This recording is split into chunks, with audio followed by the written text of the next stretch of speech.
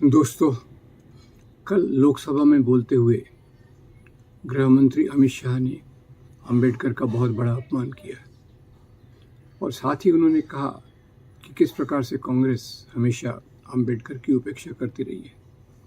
अभी आपको बता दूं कि सबसे पहली बात तो ये है कि अमित शाह का जो पूरा बयान था झूठ से भरपूर था। हमें याद रखना चाहिए कि जो पहली सरकार बनी थी उसमें डॉक्टर अंबेडकर को कैबिनेट में लाने का जो प्रस्ताव था वो गांधी का था और उसी को उनको एक महत्वपूर्ण डिपार्टमेंट जिसमें दलितों का ज़्यादा योगदान रहता है, लेबर मिनिस्ट्री, वो उनको दी गई थी। साथ ही साथ ये देखना ज़रूरी है कि जब संविधान सभा बनी तो संविधान सभा का सबसे मुख्य काम जो था ड्राफ्टिंग कमेटी बनाने का, उसकी भी अध्यक्षता अंबेडकर जी को दी गई थी और ये गांधी जी की सलाह पे दी गई थी। तो जहाँ तक अमित शाह की आलोचना का सवाल है, वो ऐसे मुद्दों पे बात करते हैं जो केवल ऊपरी हैं, सतही हैं। जहाँ तक गहरे रूप से विचार किया जाए तो अंबेडकर की जो मुख्य मूल्य थे, उन मूल्यों को सामने लाने के लिए उस समय के अनुसार उनको संविधान सभा का अध्यक्ष बनाया गया, लेबर मिनिस्ट्री दी गई और उनके मूल्यों के आधार पे जो आरक्षण था उसको पालन करने की पूरी कोशिश की गई थी।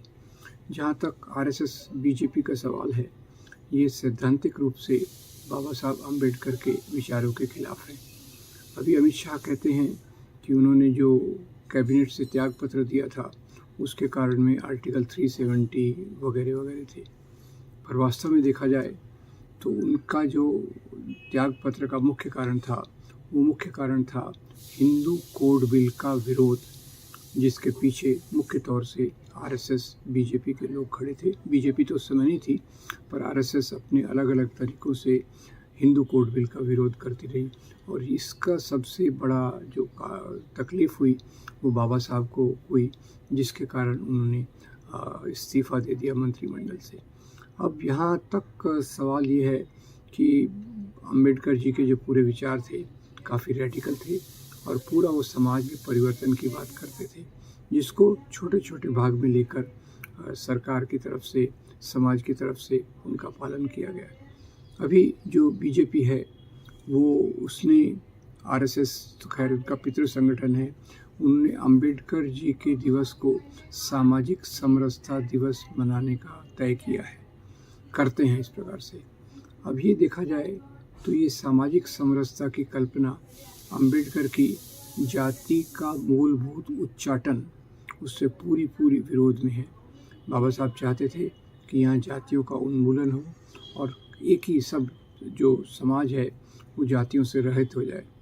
आरएसएस बीजेपी चाहते हैं कि समाज में जातियाँ बनी रहें और उनके बीच समरसता हो, तो ये अंबेडकर के विचारों के पूरे विरोध में है।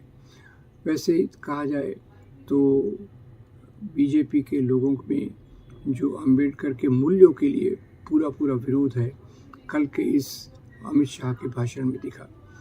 ज़्यादातर वो ज़्यादा महत्व देते हैं अंबेडकर जी की मूर्ति को माला पहनाने की और एक दिखावा करने की कि वो अंबेडकर के मूल्यों का आदर करते हैं, पर पूरे समाज ने देखा है कि अंबेडकर जी के मूल्य कितने गहरे थे और वो स्वतंत्रता, समता, बंधुता के रूप में समाज में आना चाहिए।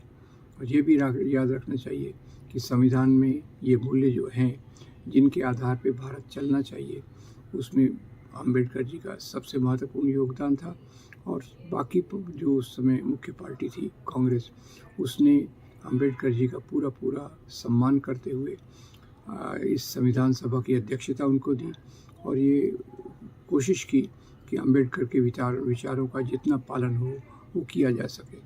जबकि अब ये हिंदू कोड बिल जो आया, जो स्त्रियों की बराबरी की बात करता है, शुरुआत से आरएसएस ने उसका विरोध किया और उसके बाद जब ये संविधान सभा से खैर अलग बात है, पर जब पार्लियामेंट में ये रखा गया तो कांग्रेस के अंदर के भी कुछ जो लोग थे, वैसे मुख्य रूप से प्रधानमंत्री तो इसके समर्थन में थे, इसलिए इसको लाया गया था। और पर बहुत लोगों के विरोध के कारण ये उस रूप में नहीं लाया जा सका जिस रूप में अंबेडकर जी ने इनकी कल्पना की थी, और ये उनके त्याग पत्र का मुख्य कारण था। खैर, उनका त्याग पत्र का जो लेटर है वो तो अभी उपलब्ध नहीं है, पर जो उनकी जीवनियों में और बाकी चीज़ में आई है उसमें ये बात पूरी स्पष्ट है कि ये उनका जो इस्तीफ़ा था उसके मुख्य कारण हिंदू कोड बिल को पूरी तौर से स्वीकार नहीं करना था। ये तो खैर कई पार्टियों के कांग्रेस के पूरे नियंत्रण के बाहर थी, जबकि इसको बनाने के लिए जवाहरलाल नेहरू ने पूरा अंबेडकर जी को बैकिंग दिया, समर्थन दिया, पर आगे आकर इसको थोड़ा डाइल्यूट करना पड़ा बाकी लोगों के प्रभाव के कारण। तो ये मुख्य जो आरोप आज कांग्रेस पे लगाया जा रहा है कि उन्होंने बाबा साहब का सम्मान किया, बाबा साहब का सम्मान नहीं किया, वो पूरी तौर से गलत है। जबकि जहाँ तक विचारों का सवाल है, अब यहाँ दो चीज़ें देखना पड़ेगा। एक होता है विचार और दूसरा होता है सतही मान्यता, सतही आदर। तो बीजेपी आज जो कर रही है वो अंबेडकर जी का विचारों को दबा रही है, उससे अलग जाने की कोशिश कर रही है और सतही रूप से उनको आदर करते हैं ऐसा दिखाने की कोशिश की जा रही है। ज़रूरत पूरी उल्टी है। ज़रूरत है सिंबॉलिज़्म, दिखावा हो ना हो, उनके मूल्यों के प्रति समर्पित रह के समाज को बदलना ये एक मुख्य काम होना चाहिए, जो आज के समाज में जिसका पूरा विरोध किया जा रहा है।